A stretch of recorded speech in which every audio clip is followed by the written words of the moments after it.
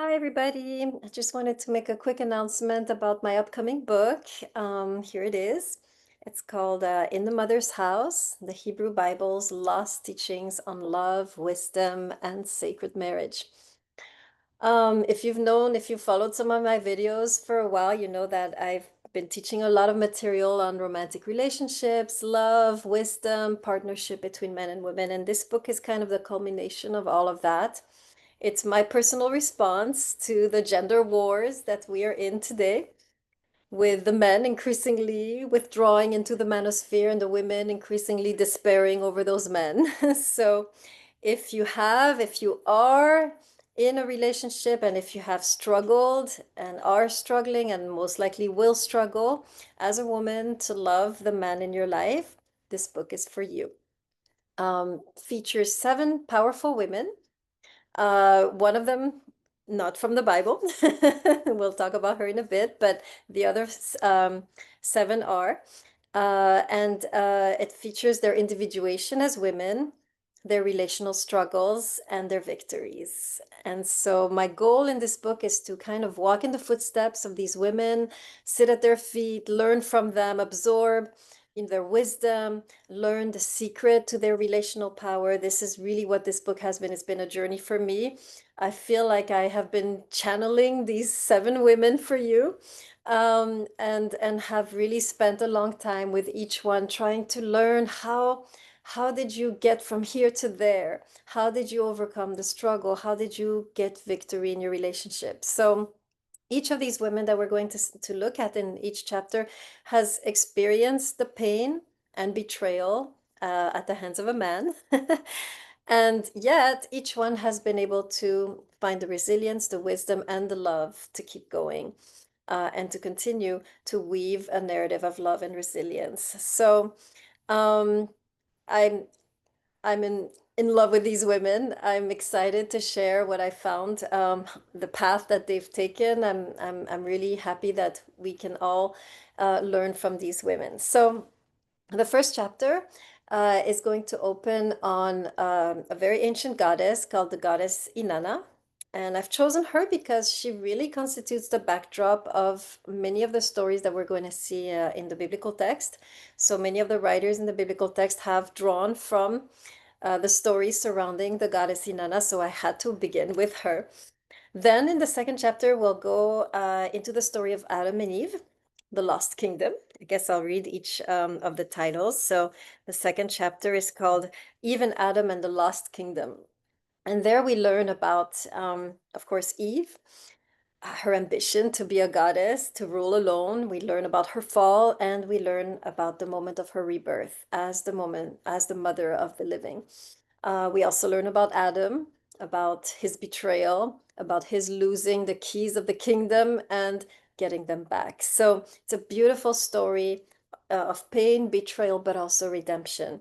And what's really beautiful about this story is that ultimately their broken love becomes the very foundation of the redemption of the world. So, very important foundational story to understand what it means to be a woman, and how to forge and what is the biblical idea for gender relations. The third chapter, sorry, is about Job. And there it's interesting that, and so the title here is Job and the Goddess of the Storm. And it's interesting that the book of Job kind of is framed by women. You have the wife of Job who kind of pushes Job into um, his rebellion, and really, in a way, is a pivotal moment, is a pivotal character, because without that rebellion, Job would not have achieved what he has achieved or learned or had the epiphanies that he had. And the end of the book, it closes with his daughters, which also say something interesting and significant about Job's evolution, the evolution of his spiritual journey. Chapter 4, we meet Ruth, the Moabite, and we journey with her through the very lows of her life to the climax. We meet her in a situation of famine, barrenness, death, a dead end situation, and we journey with her into the reversal of that situation, into the opposite, right?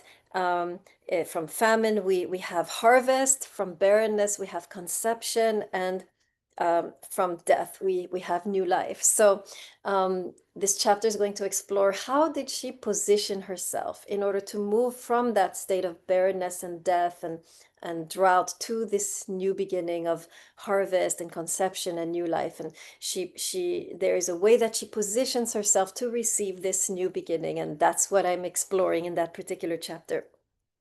Chapters 4 to 7, chapters 5 to 7 explore the figure of woman wisdom, who shares a lot of characteristics with the Egyptian goddess Ma'at. It's interesting, I show this.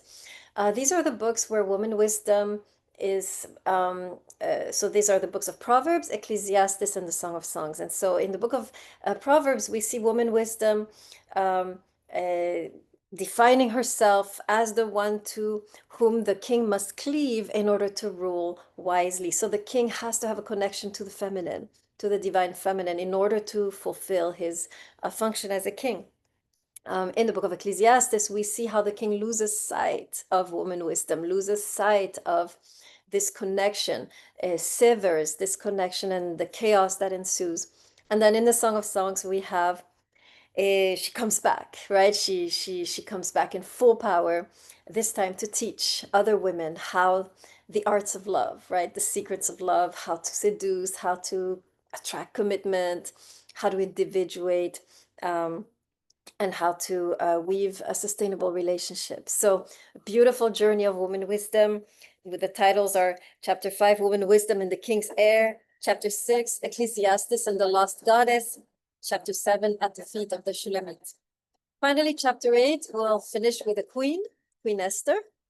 And we also will journey with her from her status as a concubine and her rise to become a queen, sharing the power with the king in a way that is unprecedented in the ancient Near East. So I'm, of course, curious as I'm exploring the story of Esther. How did she do it? How did she rise to these heights? How did she position herself? What was her attitude? And again, we can learn from her how we can also rise from the state of concubine in a relationship to the state of a queen. So, um, my hope, my intention for this book is that it will give us who are despairing often, who are often in difficult situations, often dead end situations, situations that seem to have no issue. My intention for this book is that it will give us both new hope and renewed inspiration on how to navigate these difficult times, these difficult relationships. So, please purchase the book. I found a way to make it accessible. It's one of the rare books that I've written that is actually affordable. It's $25 only, and you can pre-order it on Amazon. And it's published by Mercer University Press. So I hope you enjoy the book. Of course, you can always contact me if you have questions. I'm always at your disposition. Thank you. Bye.